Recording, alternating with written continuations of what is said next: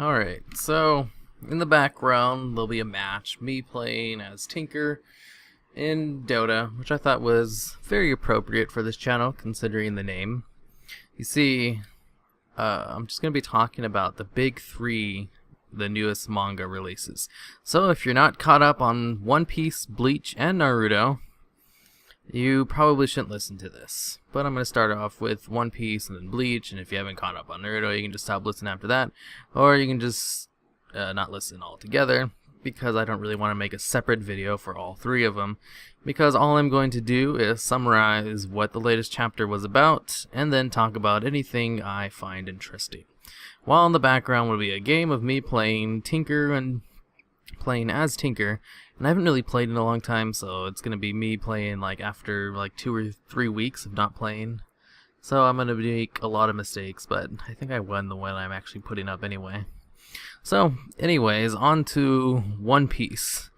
Now, what happened? Luffy won his match, blah blah blah, he gets attacked by the girl, and then the stupid guy with his stupid head, which for some reason allows him to crack things open, tries to thank him, but instead cracks open the floor. And then we find out that the other guy who won the other one, I forget what his name is. Let's see if I can find it real quick. Who knows? That he's like a huge fanboy of Luffy, which I thought was pretty funny. He has all these posters of him. He's like, I saw him in Town when he was going to get executed by Buggy, and then lightning struck at the moment he proclaimed himself as Pirate King, and I was immediately a huge fan of him ever since. Which I think is funny. I wonder how that's going to turn out later on. Maybe he'll go up to Luffy, and then Luffy won't be what he expects, and he'll get pissed off and try to beat him up, or maybe he'll help him out in some way, because his Devil Fruit power is pretty legit. And anyways, Luffy runs away.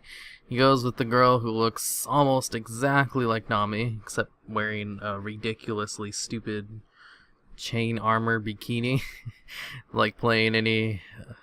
it's like she has an MMO armor on, where the higher level your gear is as a female toon in MMOs, the less armor you actually wear.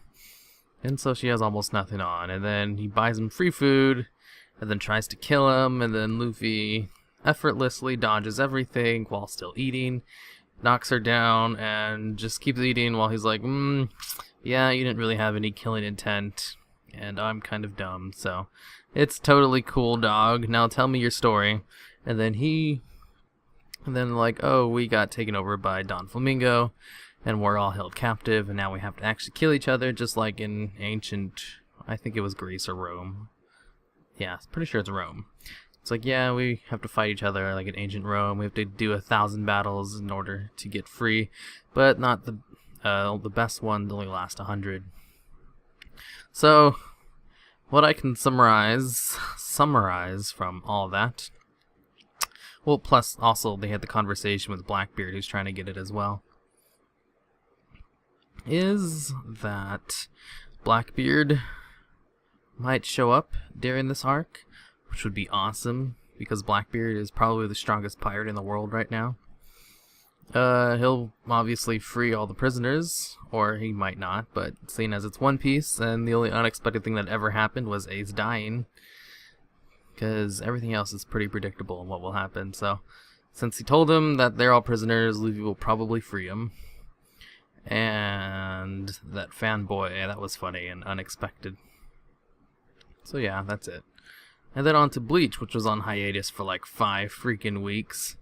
Turns out all the Quincy's were hiding in the shadows the whole time, which is kind of dumb. But the squad leader of Squad 12 knew this was the case, but didn't tell anyone for some reason, and wears some ridiculous outfit and was able to get rid of all the shadows for seemingly no reason, but it seems like they'll probably explain it in the next episode. And at the end, a whole bunch of people are burned by Quincy, and then they're frozen. He's like, I'm not gonna let you burn these people, even though being flash frozen is just as bad as being burned, because either way you die. Although it's probably a little less gruesome if you get frozen instead. And then Naruto is being ridiculous. They're like having a huge ass battle and with, oh shoot, I forgot his name. Kabito? Is it Kabito? I'm pretty sure it's, I want to say Kabito, but it's not in here. Whatever, he has like the black crap, and the only way to beat him is using Sage Mode techniques.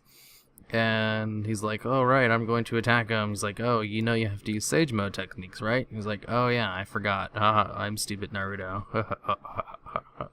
And then he fuses with the Nine Tails to create like a super Sage Mode, and then he has his dad help him out with his Nine Tails that he has for some reason.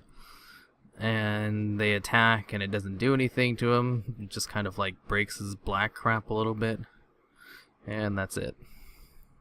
This fight has been dragging on for a very long time, and right now it's pretty much they're just powering up and then powering up again. And right now Naruto probably is the last person to power up, and then it looks like Kabito, if that is his name, I'm pretty sure, no, it's Obito, there we go, that's what it was, Obito.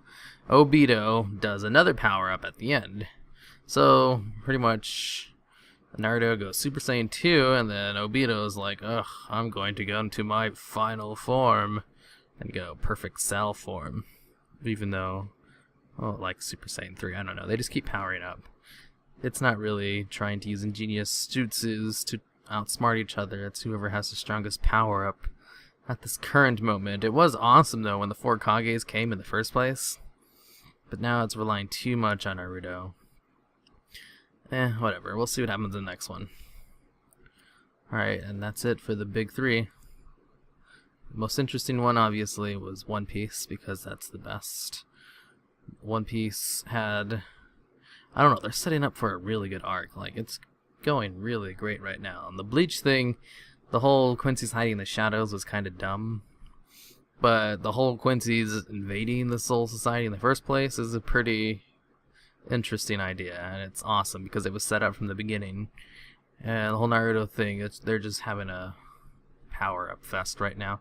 Hopefully that'll calm down in the future, but it looks like it's about to come to the climax anyway.